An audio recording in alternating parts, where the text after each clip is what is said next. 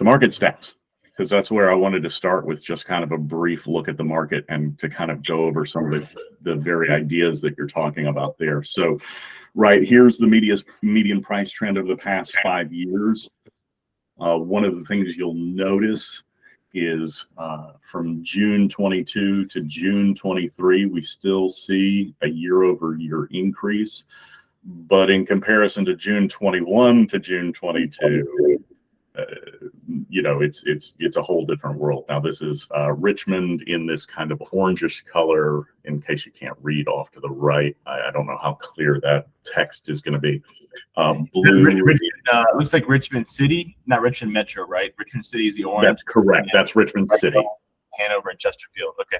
Yep. So Richmond City is always be more expensive. Absolutely. But just looking at the general spikes and trends, you begin to see over a 5-year period that seasonality of when do home prices run up? Well, typically in the run up to June, July. And when do they fall? Typically into the fall and winter. That's pretty much the story of real estate nationwide. But I just, you know, I look at this year's trend and last year's trend, and they feel a little similar as far as where we were and where we are right now. And these stats are through the end of November, just to give you context. Yeah. So we'll get to days on market in just a second. Median percent or the sale to list price ratio, right? We typically see a fall in sale to list price ratios this time of year. This year is no different. In fact, it feels a lot like last year, with the exception that last year the sale to list price ratio was up over 6% above list price during the hottest part of the market. This year that was closer to between 2 and 3%. So definitely a lot more demand, a lot more bidding wars, a lot more, you know, as you said, people were eager to buy last year. Now that's a little bit different, which is seen in the months of housing supply. And so exactly what Richard was talking about just a second ago, right? We see a increase in the number of, we've seen a housing shortage as far as units are concerned, but what we see is, right, months of inventory or months of supply takes in 2 categories, not just the supply of homes, but also the demand. So as demand decreases supply, the amount of inventory on market will increase. And so what we begin to see over a longer period of time, 2013 to current, a 10-year trend, is we're starting to get back to kind of a pre-pandemic level of supply. Now that doesn't mean as far as units are concerned, but just as far as the supply demand balance is concerned, which then brings us to days on market, which have seen an increase in the last month and a half. But still, in comparison to 2018, 2019, 2020, where, you know, marketing times as we got into this part of the year were well above 20, we're still looking at kind of sub 10. So that's a story of the fact that, okay, yes, 8% interest rates have definitely driven a lot of buyers out of the market and have driven a lot of sellers to say, I think I'm going to sit on my 2.75, thanks. I'll save that for a bit. But because there are so few homes, when those homes do come on market, there might not be a huge bidding war, but it's still going to sell quick if it's priced right. And then my final graph is just the showings per listing, which I think is just an interesting way of thinking about how many feet are actually getting through the door of each listing. And again, the story that I see is the market, right? Last year was, you know, even better than the year before that. This current year was worse than both of those, but we're still just trending back to what I would call normal pre-pandemic levels. That can feel like, you know, oh, well, my house used to get 20 showings and now it only gets 5. Well, you know, in 2018, you were lucky to get 5, or, you know, 5 was, you know, maybe the upper end of the median. So those are just some graphs.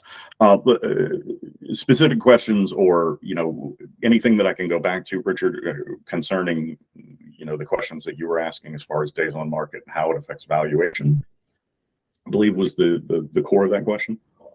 Yes, just wondering if if a house goes under contract in 7 days versus a house that goes under contract in 30. Is there any weight to the time the length of time that the house is on the market?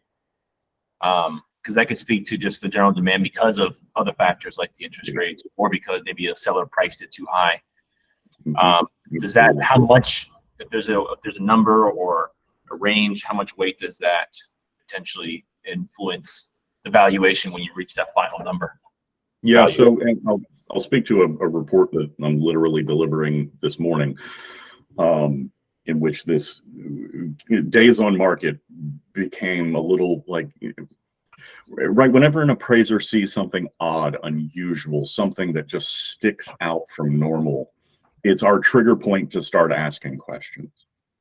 So when a house in a neighborhood where all of my sales sold in between 5 and 10 days, or 5 and 15 days, and one sale took 90, or vice versa, one sale sold in 1 day, I say, well, why did it sell in 1 day? Why did it sell in 90 days? And so it's a point where we're going to start asking questions, calling agents. Hey, is there anything that kept this on market longer? Oh yeah, we found out that something leaked, and so we needed to fix the kitchen sink, and that delayed our showings. Oh, okay, that these things make sense. It becomes a point of investigation. Now, if when we are gridding our comparables, that sale that sold in 1 day is adjusting far, far lower than everything else, I begin to ask questions of, did this listing agent list this property below market value, expecting maybe a bidding war, right? Thinking like it was last year, not realizing it's actually this year.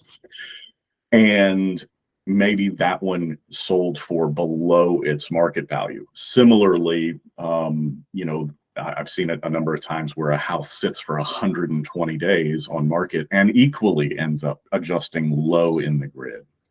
Did this property suffer from a stigma over sitting on the market for 120 days where, a lot of the market began to say, something's probably wrong with that. Let's not even go look at it.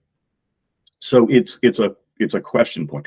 It's not necessarily an adjustment that we're making in our grid.